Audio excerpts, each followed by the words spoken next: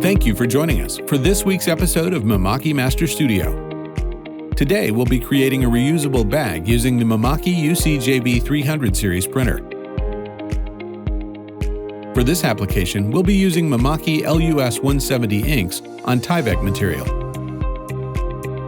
We'll start by loading the design into our software and arranging it on the artboard.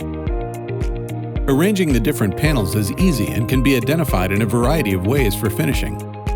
Once we've organized all of our panels, we are ready to load the finished graphic into our Rasterlink software. Now we can set up our copies for short or long runs. Once the file is printed, it is immediately ready for finishing and sewing.